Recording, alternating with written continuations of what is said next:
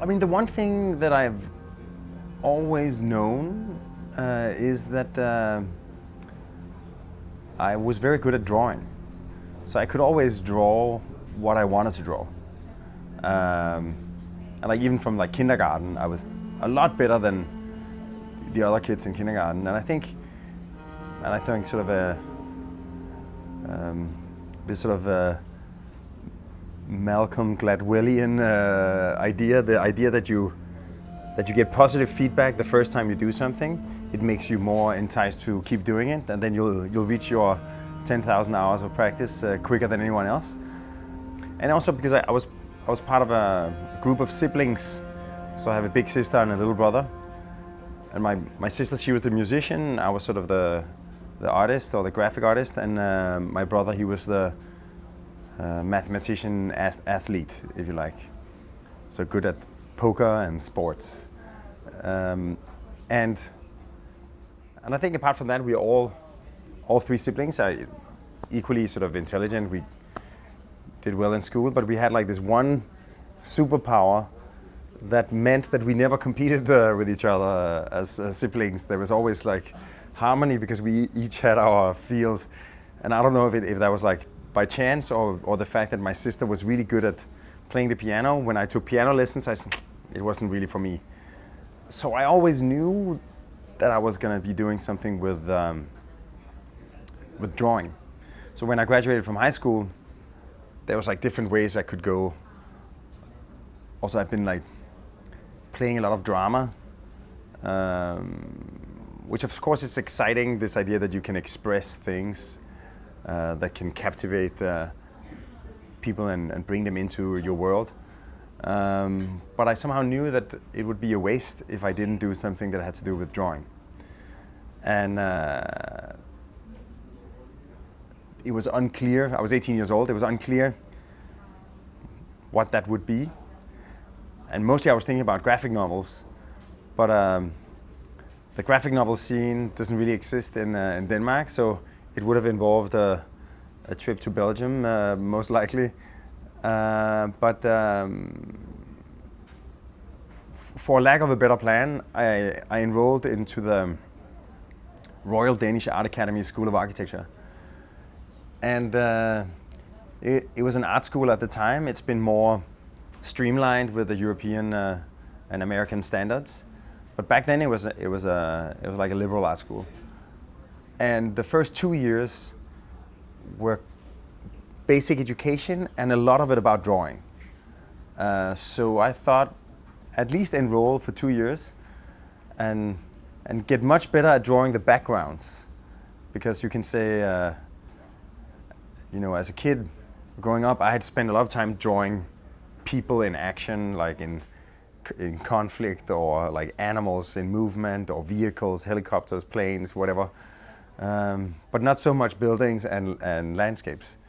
So I thought like architecture would be the perfect missing piece to be able to really draw worlds and populate those worlds. So I enrolled in the architecture school, and of course, like suddenly I was in this environment where everybody wanted to be an architect, and I had no preconception about architecture. So first I was like frustrated, and then I was curious, and then eventually I got fascinated and enamored by architecture and became an architect.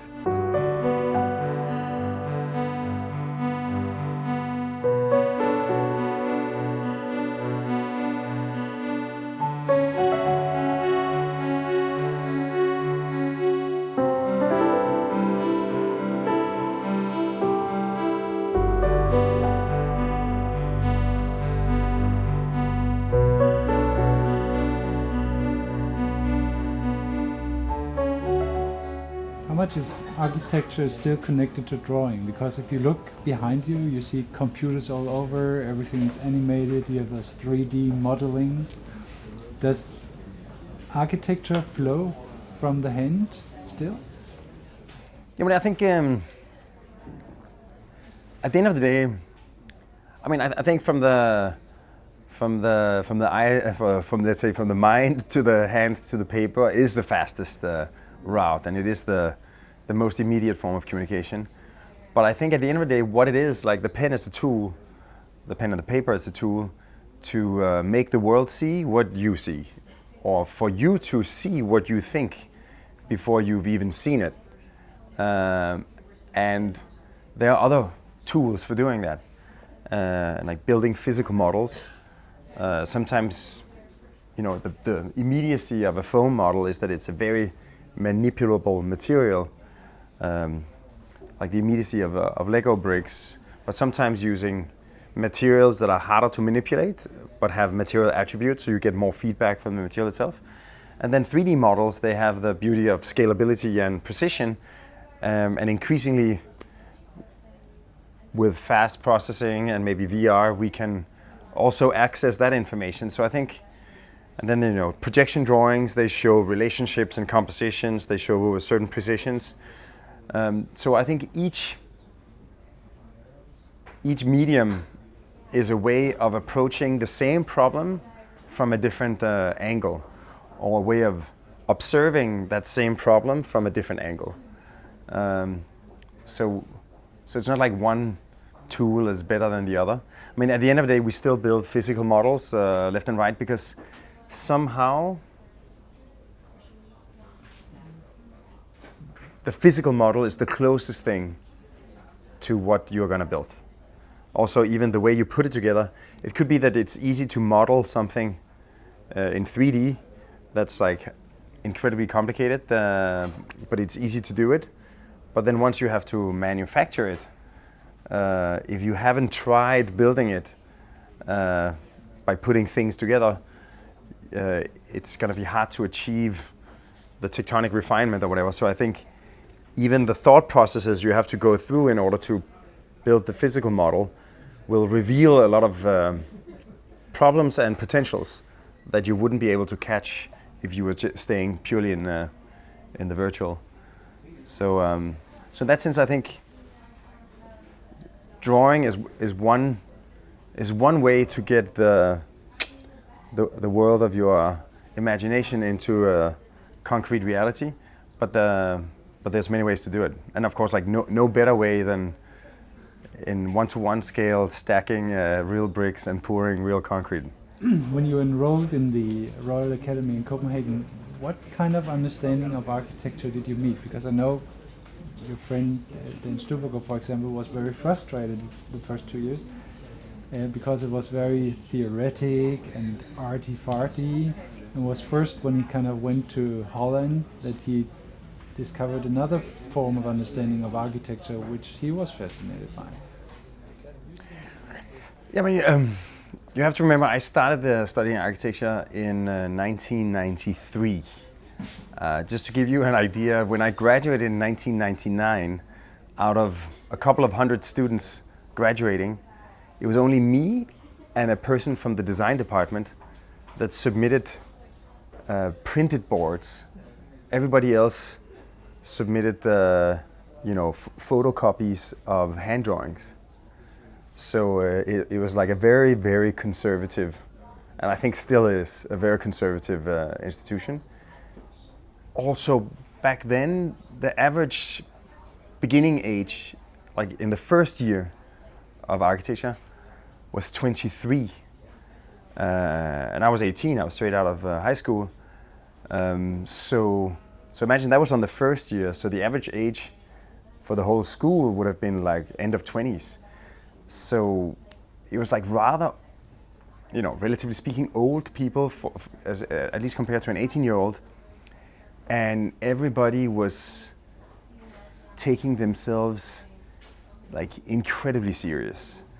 There was like not a inkling of self-irony, and like a lot of pretension, and then, but with very little evidence to back it up. And everybody would walk around and say that the Art Academy was like the best architecture school in the world, and like, and then it was almost balkanized, because like the Art Academy, there was different professors that have different departments, and because of the school was actually located on Kongens Nytorv in Copenhagen, behind the Charlottenborg and right next to the Royal Theatre, and located in these converted, like bourgeois apartments. So you would walk around in these back stairs, and you would go into one department, and another one. Like it was very fragmented. There was hardly any place where people could meet, and there was like very little exchange between the different departments, and there was like this sort of entrenched idea that all the other departments were doing it wrong. And then there was like zero education. Like it was almost suspicious to go to the library. It was all about like this idea that it had to be original. You had to do it yourself. So actually, me and a friend, and I think maybe also like coming straight out of a more sort of book-based education, me and another friend of mine, we ended up spending the first like 2 or 3 years in the library, because like nobody taught us anything. There was no curriculum. We somehow had to find the knowledge ourselves. So we basically just went to the library and started pulling out the random books from the shelves and going through them. And in a way, you can say like almost like reversed engineered our own curriculum. Because I mean, what would happen is we would find an architect where somehow something about what they were doing spoke to us, and then we would read the interviews. And I remember like one of the first architects that I really got fascinated by was actually Frank Gehry. But sort of the older Frank Gehry, the pre-Guggenheim Bilbao Frank Gehry, with all of this like rather clashy raw material, corrugated tin, metal wire, some of the work he did in Santa Monica and Venice. And then you would like read the interviews, and you would read the essays, and you would look at the footnotes. And from the footnotes, you would find other architects. So you would, through Frank Gehry, I started like finding the other architects practicing in Los Angeles. Then I fell in love with. At some point, I got a copy of an El Croquis with Ben van Berkel. So apparently he worked for Calatrava and for Zaha Hadid. So then I studied those two. Then Zaha Hadid had worked with Koolhaas. So then I discovered Koolhaas. So in a way it became this. And Alejandro Sarapolo, the Spanish architect who was like writing a lot of the interviews, he'd written like a beautiful essay about Koolhaas, where he's deconstructing everything or analyzing it through a sort of perspective of Gilles Deleuze and Félix Guattari. So then I found 1,000 Plateaus. So in a way, in the complete absence of any premeditated curriculum, me and my friend just started almost like investigative journalism. Like you find something that speaks to you, and then you try to understand it by following its sources. And then those sources have other sources. And in that sense, you end up, and at some point, things connect. Like it was kind of a powerful moment for me when I had been reading Douglas Coupland, Generation X, microservice, all this stuff, and I found everything with or by Koolhaas that I could find. And at some point, I found a pretty big interview and portrait of Koolhaas by Douglas Coupland, and it felt like sort of. So basically, this sort of journey of connecting the dots and finding the dots.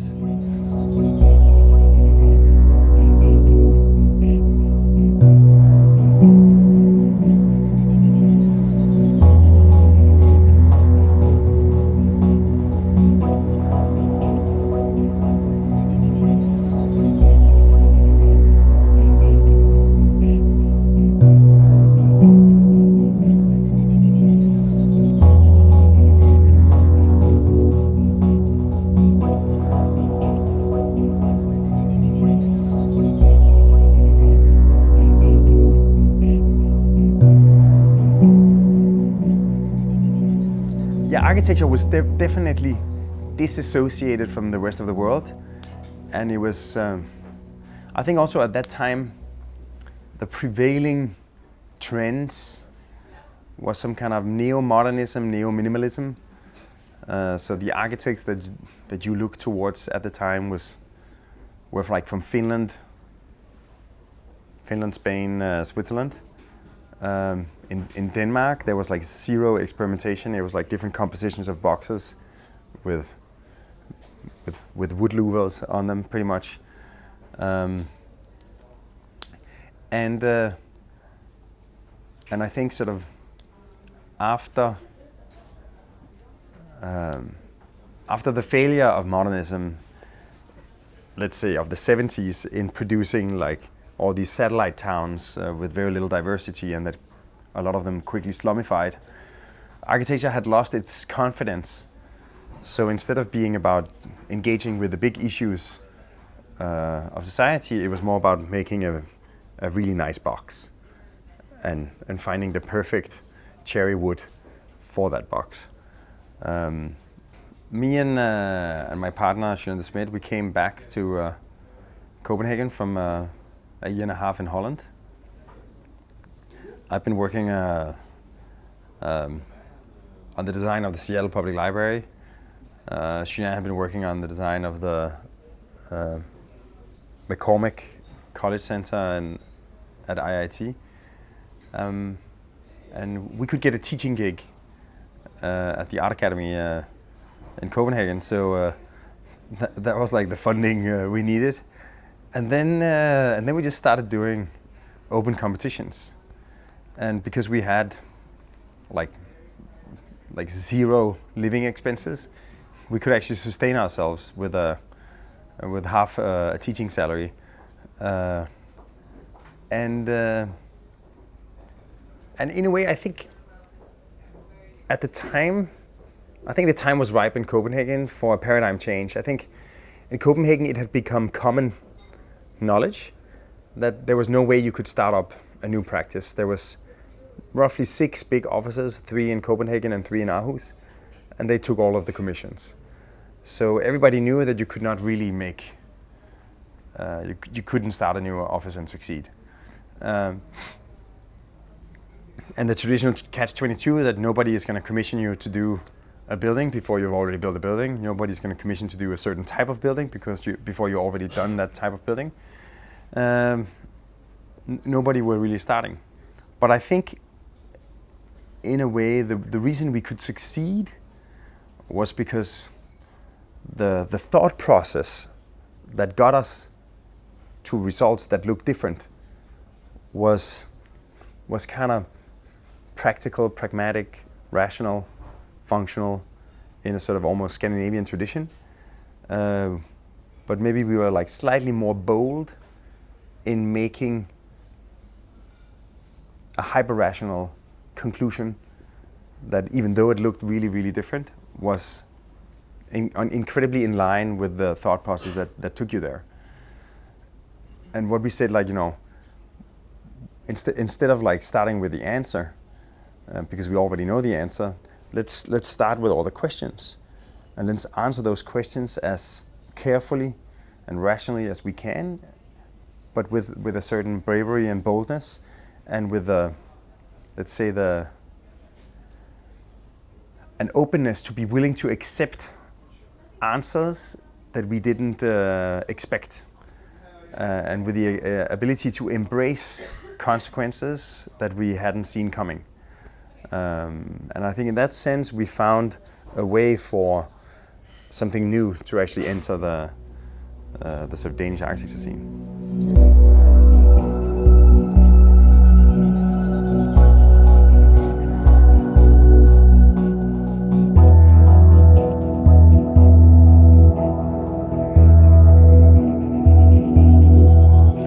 I mean, I think I just felt that like everybody knows, like there's this old Paul Köhler song where they sing about over in the park the other day. There was like a dog, but it wasn't supposed to like walk on the grass, and like nobody was supposed to play. Like sort of the song it goes through this whole series of like familiar situations, and then there's always a man coming and say, you're not supposed to do this in the park. You're not supposed to do this in the park. You can't walk on the grass. You can't sit on the bench. You can't. And maybe the world of architecture was a little bit like that at the time, and I think we just felt that there was a lot of missed opportunities that could be embraced, and I wouldn't necessarily, because it's not only about play, but I think play is one form of human expression, and it's quite important in the sense that it's play is this sort of non-scripted form of human expression that opens for discovery. It's how animals learn. It's how children learn. I mean, of course, in architecture, it's quite banal. Like whatever you do, whatever you create, it can be generous or it can be stingy. You know, it can be inviting or it can be exclusive. So in that sense, I mean, the sort of story from my childhood, growing up in this beautiful garden overlooking a lake with a small cigar box of a 1960s modern house with a flat roof. And of course, like, because me and my friend could actually, there was like a little hill, we could reach the roof and walk around on the roof. And my dad would yell us off, so obviously because he was afraid that we were going to fall down and break our necks. But he was like explaining that, you know, you're not supposed to walk on the roof. It's not built for that. You're going to fall through. But it was obvious for me that it was like a waste of opportunity and resources and enjoyment that you couldn't walk on the roof. So I think in that sense, you can say in a very banal way, ever since I've been trying to build buildings where you can actually walk on the roof and where you're actually supposed to walk on the roof. But I think also, like, one of the things I'm realizing, and maybe it's not relevant in this context, but I've been thinking a little bit about this, that it's quite clear. I mean, I've always said that as an architect, you're limited to how many buildings you can build. Because even if you're Frank Gehry or Frank Lloyd Wright, you'll only do maybe like 100 buildings or 200 buildings, which is like nothing. In a planetary scale with 7 billion inhabitants, 200 buildings doesn't make any difference. But what you can do and what's infinitely scalable is actually the ideas that you put forward. Because like an idea that you put forward can inspire thousands of people. The way you approach certain problems and your attitude towards, and even the example that you put forward. A power plant can have a ski slope on the roof. A wastewater retention tank can actually be a cultural venue. The flood protection of New York can be a public park. Those ideas are like infinitely scalable and repeatable. So in that sense, again, as an architect, not only does the building you make matter, but the example it puts out in the world matters maybe even more, like the rings that spreads out from it. So in that sense, for me, it's both ways. I like the city to be more diverse and accommodating and engaging and inviting, but also by making it that, it becomes a driving force for forcing the architectural vocabulary to expand, for like sort of, because at some point, the more you demand from the building, the less the neat, nice cigar box fits the bill. And by forcing the courtyard into the skyscraper, suddenly the building has to be asymmetrical and warped, pyramid-esque, to allow the sunlight and the views to enter the courtyard. Otherwise, it would be a dark pit. So it's not only about the performance, it's also because like the enhanced performance demands difference from the design. And therefore it becomes a way for the architect to explore forms and materials and compositions that you would otherwise not be able to play with. I just don't want to leave anyone thinking that it's like some kind of altruistic, philanthropic, whatever, politically correct approach. I mean, of course, we want the buildings to do the best they can to be good citizens and to activate their environment. But we're also doing it because it makes the architecture more interesting. Because there's nothing more boring than if this suddenly becomes like a recipe and a checklist, and you say, you have to be able to walk on the roof. You have to be able to, like, be good to the children and feed the dogs or whatever. Like, and just like, and then you think just because you have that checklist, you've done something interesting. No, maybe it's good, and maybe it's better than not doing it, for sure. But it only really starts singing and becomes art and architecture when, or becomes architecture as an art form, when it somehow also forces the architecture to transform in order to be able to accommodate all this, and where the architecture then blatantly expresses its true nature. And in that sense, if a building is exciting and full of possibility, then that will be expressed in the architecture, and I think that's when it becomes interesting.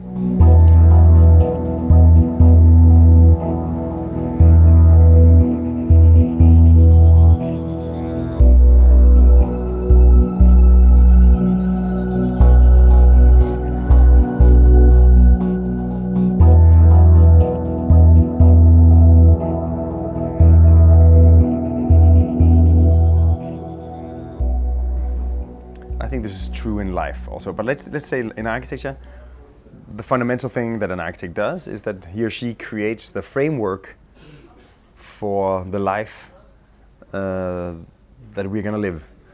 And in doing so, the way you put the walls and the columns and the roofs and the floors, you can put them in such a way that they inhibit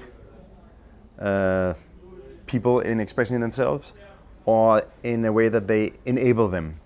You can also do something that is so perfectly tailored for just now that it becomes a freeze frame of how the world and how life is now, and it will restrict you from being able to evolve in a year or 2 or 10 or 20 or 100. So that's another thing. So like, even the best intended framework can be restrictive if it is too specific and it doesn't leave any wiggle room for life to evolve. We're actually exploring different strategies right now that deal with this idea of how does a building remain relevant. One of them is, the more care and the more character you give a building, the more it will actually sort of inspire the care of its inhabitants, and the more it will survive, even when its function becomes obsolete, which is almost inevitable for any building, that at some point whatever it was built for is no longer going to be its purpose. Then if the building actually has qualities in its bones that go beyond its ability to execute its original program, the more people will actually find it worth it to spend the resources on repurposing it rather than tearing it down and building a new one.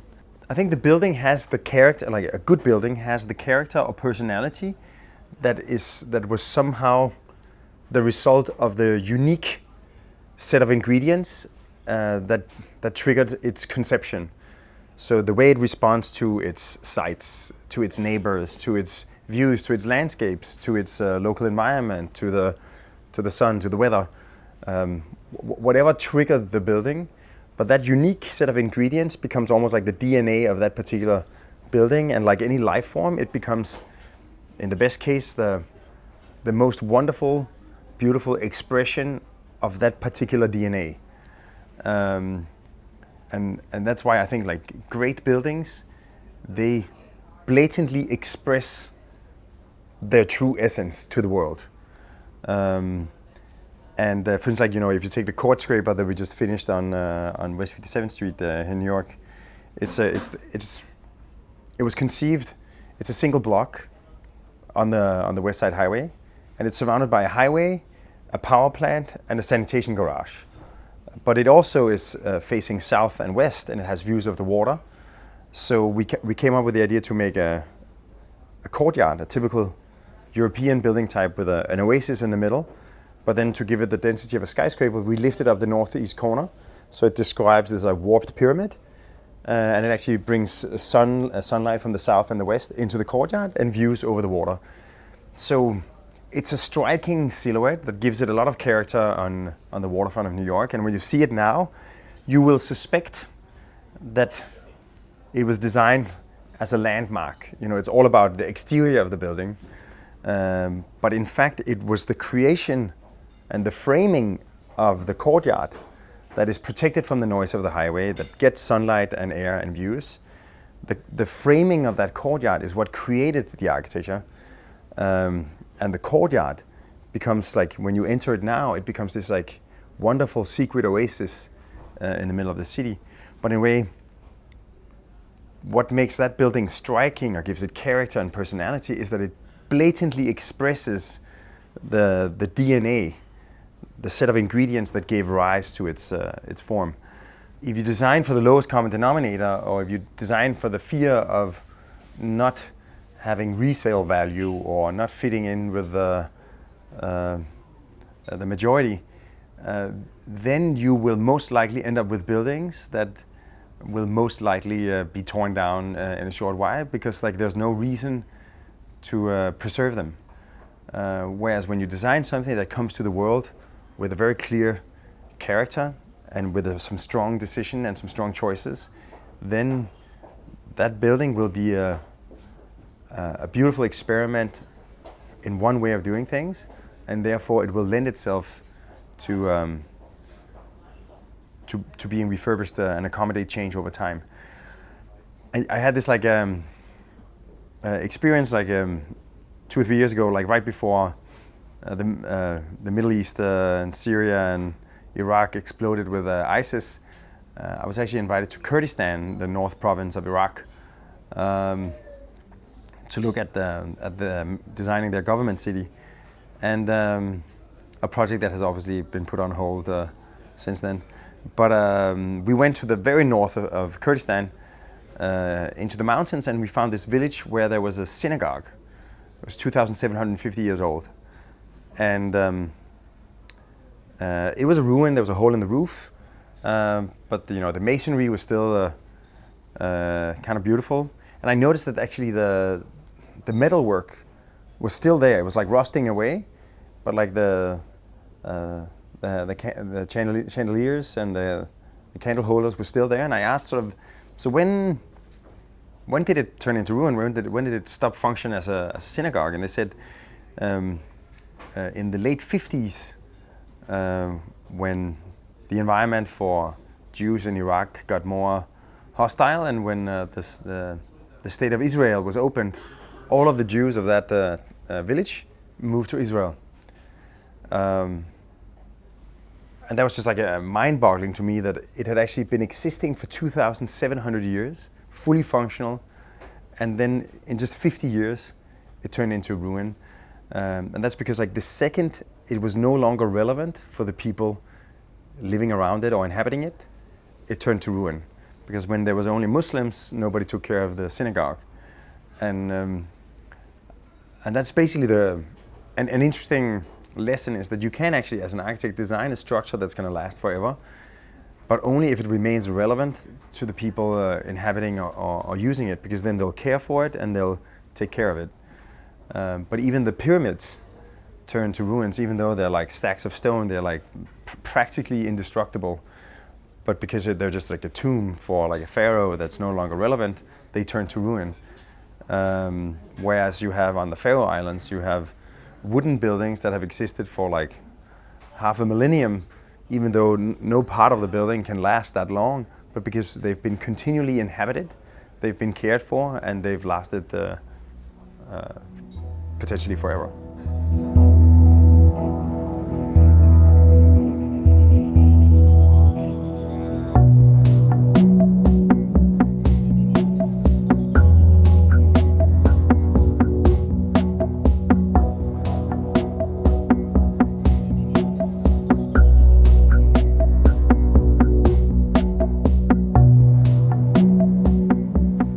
one thing all humans share, at least so far, is that we all inhabit the same limited amount of real estate, which is planet Earth.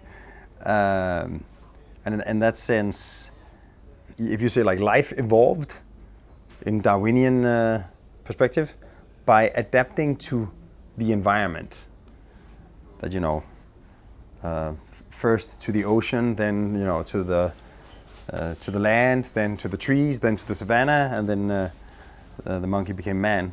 But then once we liberated our front paws and got opposing thumbs and became capable of manipulating material, we invented tools, technology, and architecture.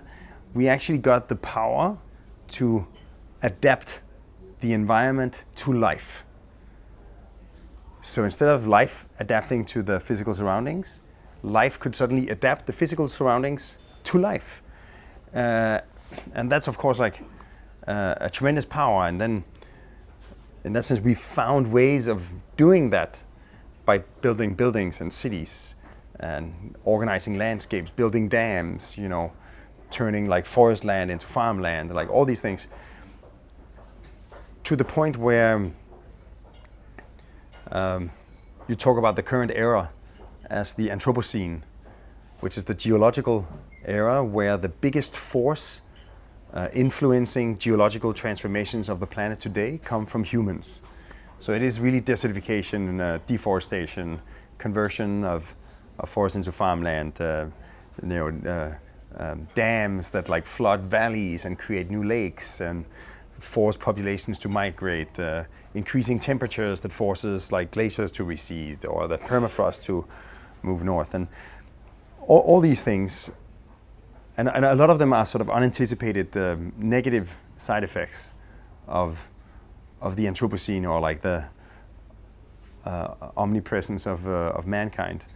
But it also just shows that we actually have, in a way, like the good news is that if we have the power to radically transform our planet by accident, imagine what we can do if we're actually trying to do it. So in that sense, there's an amazing, like once you've accepted that there's no way we can be here without having a very, very significant influence on our planet, we just have to take it as a positive. Instead of having unanticipated negative social and environmental side effects, we should design our world so that we have positive social and environmental side effects. And then I think one of the things, the beauty about the human project is that depending on when you start counting from, but I think National Geographic have something called the Genographic Project, the National Genographic Project, where they trace the migration of mankind from East Africa. And I think they have an Eve, a human specimen originating in East Africa 60,000 years ago. The good thing about having 60,000 years of practice is that we've already run a lot of experiments on different parts of the planet. And therefore, we've already learned a lot of things. And therefore, it is very meaningful for an architect to study the local culture and the local architecture and the vernacular architecture of the local region to understand how have this population found ways to respond to the local climate in ways that makes this part of the world really enjoyable to mankind, and to use that as a source of inspiration. One of the things that's true in an increasingly globalized world is that since place has significance, and since climate, local landscape, local materials have significance, I would say the problem of modernism and the idea of the international style was that buildings started looking the same everywhere. And that became like a loss of local character and specificity. It also became a failed response to the local environment, to the local culture, to the local climate. Whereas I do think that since different cities have different cultural and ethnic and religious national compositions, And they also have radically different climates. Anyway, each city becomes a very specific experiment in how to inhabit this particular part of the planet for this particular group of people.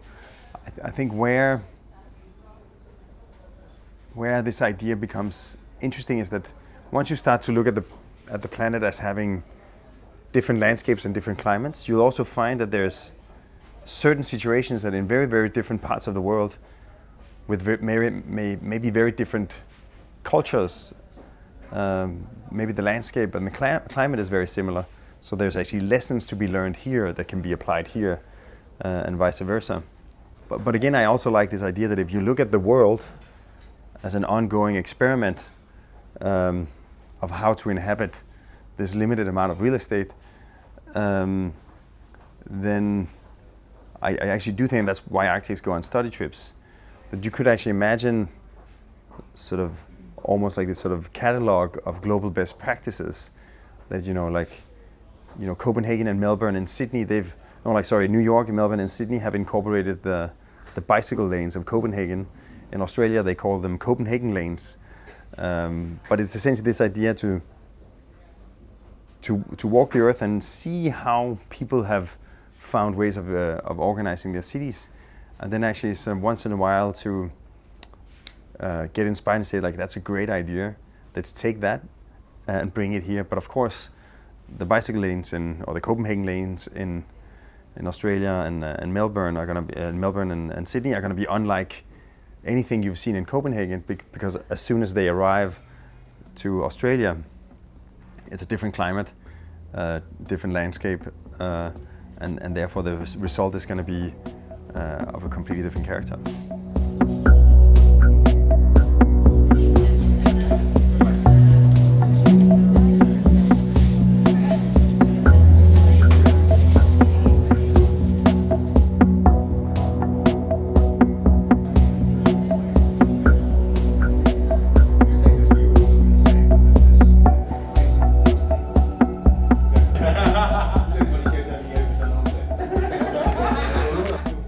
Let's say since architecture at the core is the constant accommodation of where human life has come to, and it's this ongoing project. The city we inherit is not in a perfect finished state. It's actually a constant work in progress, and as human life evolves, so should our cities evolve with them. And since our cities are not about accommodating a single mindset, a single ethnicity, a single gender, a single religion, a single culture, a single language group, a single profession, but about accommodating a huge plethora of different points of views, different life forms. It shouldn't be singular and dogmatic. It should actually be, open-ended and almost like empathic. It should be able to empathize and accommodate so many differences. And I think in that sense, most radical movements, and this is true in the arts and architecture as well, suffer from bigotry, actually. And you often hear one highly opinionated but self-righteous point of view accusing the other side of being bigots. Like the traditional left-wing activist is driven by anger, right? Like somehow really, or paranoia. Like some kind of idea about conspiracy, or some kind of frustration about powerlessness, or some kind of anger that all the other ones are getting everything, or like, so that's the stereotypical revolutionary is somehow the angry young man or woman rebelling against the establishment. And I was never like really that angry, and I think. Because like almost in in any situation, I can actually understand the different points of view. Not that I necessarily agree, but I can sort of empathize and understand why is this person acting the way he or she is, or why is this institution acting the way it is. And I think that allows you to... So in the beginning I thought it was weakness on my part, that I was... Because I could see the power that comes with being incredibly opinionated and, myopically, almost like prejudice about your own point of view. But actually, there is an incredible power in not being so dogmatic, but actually being sort of open-minded enough to sort of listen to and understand what is this person saying, or what is that group afraid of, or what are these guys trying to secure. And I think in that sense, like, at the end of the day, empathy is definitely one of the biggest superpowers that you can have almost in any field, but I think especially in architecture, which is essentially the art and science of accommodation, is that in order to be able to accommodate people and different kinds of people, you have to be able to understand and empathize with them.